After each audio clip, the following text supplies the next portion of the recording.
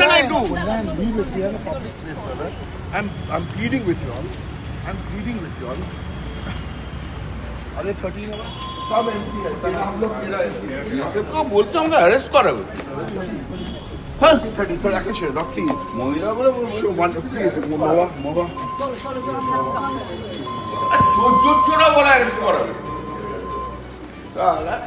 Media हो जाएगा হোক না मीडिया আমি তো চাই मीडिया হোক वो কত বড় অসভ্য আমার দাঁড়িয়ে ग्रुपिंग में जब होगा तब हम भी करेंगे देखता है करिए करिए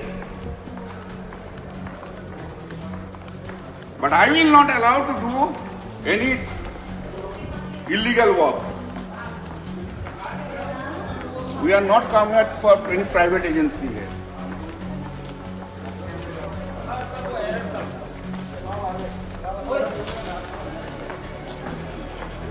चला अरे क्या तुम नहीं मतलब नहीं आएगा क्या समझ रहे हो मुझको तुम क्या समझ रहे हो मुझको हम कोटा में नहीं आए हैं भाई और उन्होंने अलग पार्टी छोड़ के नहीं आया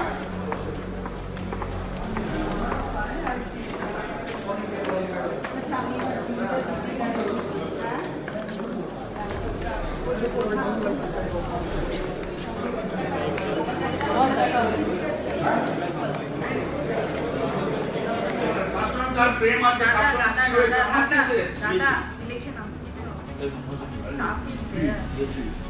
बाकी दिन তুমি আমার সাথে ঝগড়া করবে আমি ছেড়ে দেবো if you start you have to I will finish no if you start you are a senior MP no if you start I will finish it পাশে দুজন বড় পুরুষ মন্ত্রী নিয়ে বেশি জোর দেখিও না আমার কাছে আমার অনেক দেখা হয়ে গেছে কিছুই না সবাইকে কেটে দিতে হবে কেউ থাকবে না উনি একা থাকবেন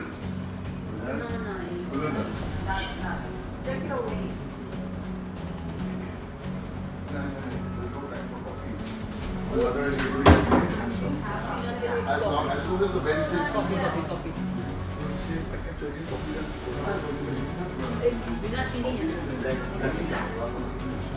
নমস্কার বন্ধুরা, দ্য ডট চ্যানেলে আপনাদের স্বাগত। একটি অদ্ভুত রাজনৈতিক দলের নাম তৃণমূল কংগ্রেস, আর এহেন তৃণমূল কংগ্রেসের নেতা নেত্রীরা আরো অদ্ভুত। দলীয় শৃঙ্খলা এই দলের যেন বহু দূর দিয়ে হেঁটে চলে যায়। সব মিলিয়ে যেন এক হট্টমালার দেশ। কেন এ কথা বলছি কিছু উদাহরণ দিয়ে বুঝিয়ে দিচ্ছি। এই দলের একমাত্র সক্রিয় মুখপাত্র বলার কারণ উনি প্রত্যেক দিন সন্ধ্যাবেলায় বসে সেই দিনকার কারেন্ট টপিকগুলোর ওপর সাংবাদিকদের প্রশ্নের উত্তর দিয়ে থাকেন।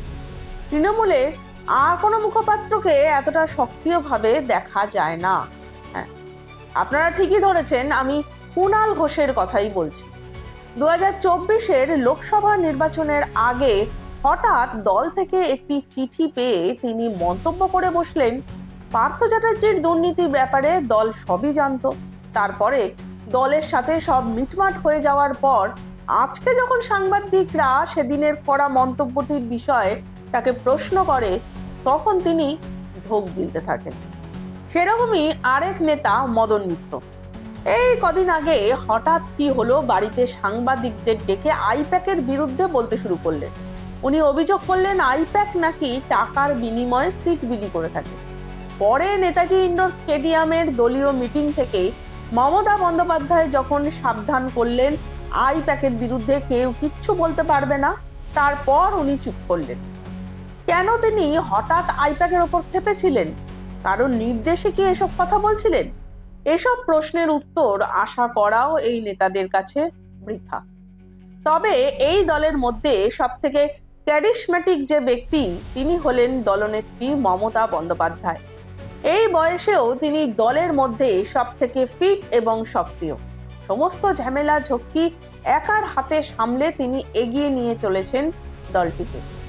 আর এক বছরও বাকি নেই রাজ্যের বিধানসভা নির্বাচনে। রাজ্যের তৃণমূল সরকারের বিরুদ্ধে প্রতিটি বিরোধী দল তাদের রাজনৈতিক গুটি সাজাতে ব্যস্ত। বিরোধী দলগুলির রাজনৈতিক চালের জবাবের কথা যেমন তাকে ভাবতে হচ্ছে, অন্যদিকে দলের বিভিন্ন নেতার কুকীর্তি দুর্নীতির ফলে দলের যে ভাবমূর্তি নষ্ট হচ্ছে তা পুনরুদ্ধারের পরিকল্পনাও তাকেই করতে হচ্ছে। এর মধ্যেই সব থেকে দুর্ভাগ্যজনক বিভিন্ন নেতা নেত্রীর মধ্যে কোন্দল। সম্প্রতি এমনই একটি কোন্দল হয়ে গেল দিল্লিতে দলের সাংসদদের মধ্যে। প্রথম দিকে তা দলের মধ্যে ব্যাপার থাকলেও গতকাল তা প্রকাশ্যে চলে আসে। ঘটনার সূত্রপাত 4 এপ্রিল। ওই দিন দিল্লিতে ভুতুড়ে ভোটার নিয়ে তৃণমূল সাংসদদের দিল্লি নির্বাচন কমিশনের অফিসে প্রতিবাদ জানাতে যাওয়ার কথা ছিল। পরে একটি স্মারকলিপি জমা দেওয়ারও কথা ছিল। এই প্রতিবাদ জানানোর জন্য সাংসদরা দিল্লিতে তৃণমূলের পার্টি অফিসে একত্রিত হলে এক মহিলা সাংসদ দেখতে পান স্মারকলিপির নিচে তার নাম নেই। তিনি এই নিয়ে সাংসদ কল্যাণ বন্দ্যোপাধ্যায়কে জিজ্ঞাসা করলে তিনি বলেন নাম পরে হাতে লিখে দেওয়া হবে। এরপরে নাকি কল্যাণ বন্দ্যোপাধ্যায় ওই মহিলা সাংসদের সাথে অত্যন্ত খারাপ ব্যবহার করেন। সূত্রের খবর, পরে তারা দিল্লি নির্বাচন কমিশনের অফিসে পৌঁছালে সেইখানেও নাকি কল্যাণ বন্দ্যোপাধ্যায় এই মহিলা সাংসদকে নানান রকম কটূক্তি করেন এবং ধাক্কাধাক্কি পর্যন্ত শুরু হয়ে যায়। সেইখানে এই মহিলা সাংসদ নির্বাচন কমিশনের অফিসের নিরাপত্তায় থাকা সিআইএসএফ কর্মীদের বলেন কল্যাণ বন্দ্যোপাধ্যায়কে সামলাতে। এই ঝামেলা তৃণমূলের সাংসদদের তৈরি হোয়াটসঅ্যাপ গ্রুপেও ছড়ায় এবং পরে ওই মহিলা সাংসদ হোয়াটসঅ্যাপ গ্রুপ ছেড়ে বেরিয়ে যান বলে খবর। এই অবধি পুরো ঘটনাটা তাও একরকম ছিল, কিন্তু ঘটনাটি প্রকাশ্যে চলে আসে গতকাল বিজেপি অমিত মালব্যের এক্স হ্যান্ডেলে একটি পোস্ট থেকে পুরো বিষয়টি জানা যায়। যদিও সেই পোস্টে দেওয়া ভিডিওর সত্যতা ডট যাচাই করেনি, তবে সেই পোস্টে অতটা পরিষ্কার মুখ দেখা না গেলেও গলার যে স্বর শোনা যাচ্ছে তা যে কল্যাণ বন্দ্যোপাধ্যায়ের সেটা পরিষ্কার বোঝা যাচ্ছে। গলার স্বর থেকে যতটুকু বোঝা যাচ্ছে তাতে কল্যাণ বন্দ্যোপাধ্যায়কে কারুর উদ্দেশ্যে চিৎকার করতে শোনা যাচ্ছে, আর ডেরেক ওব্রায়েন সহ আরো অনেকে ওনাকে শান্ত করার চেষ্টা করছে। এই ভিডিও সামনে আসার পর সাংবাদিকরা কল্যাণ বন্দ্যোপাধ্যায়কে জিজ্ঞেস করলে উনি সাংবাদিকদের সামনে অনেক কিছু বলেন। আসুন আমরা কল্যাণ বন্দ্যোপাধ্যায়ের মুখ থেকে শুনে নিই সেই কথাগুলো। মহিলা এমপি বলছে আমার নাম নেই কেন, আমাকে দিয়ে সিগনেচার কালেক্ট করা হয়নি কেন। দেন সি শাউটেড যে ডেলিভারিলি আমাকে সিগনেচার করে না। আমার ডোন্ট কোয়ার্ড মি, আমার সঙ্গে ঝগড়া করুন। Then she was shouting at the top level, I was also shouting. In the meantime, সে ভদ্রমহিলা দৌড়ে চলে গেলেন বিএসএফ কে গিয়ে বলছে অ্যারেস্ট নাই এমপি অ্যারেস্ট। ভাই আমি 40 বছর রাজনীতি করছি, আমি শুধু আদানি আর মোদির বিরুদ্ধে লড়ি না, আমি সবাইকার বিরুদ্ধে লড়ি। সেই মহিলার আর কোনো ইস্যু নেই। মহিলা এমপি একটি আদানি আর একটা নরেন্দ্র মোদী। অন্য বিজেপির কোন নেতাকে চ্যালেঞ্জ করে না, পশ্চিমবাংলার কোন নেতা সম্বন্ধে কিছু বলে না। আমার মতো একজন লোককে বলছি জেলে ঢোকাও, বলেছে অশালীন শব্দ ব্যবহার, এটা মিথ্যে কথা সম্পূর্ণ। আমাদেরই একজন এমপি যে বাইরে থেকে এসছে, আমাদের প্রদেশের নয়, সেই বাইরের প্রদেশের এমপি সেই ভিডিওটা করে বাজারে ছেড়ে দিয়েছে। এবং এই যে মহিলা এমপি, এই মহিলা এমপি গত কিছুদিন আগে আমাকে ছোট লোক বলেছে ইন দি পার্লামেন্ট ইটসেলফ।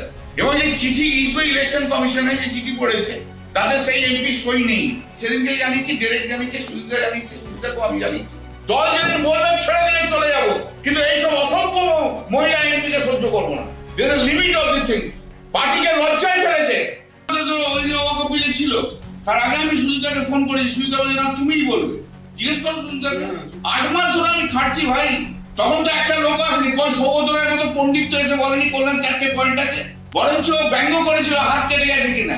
সৌগতরায় ওই রকম ধরনের লোক।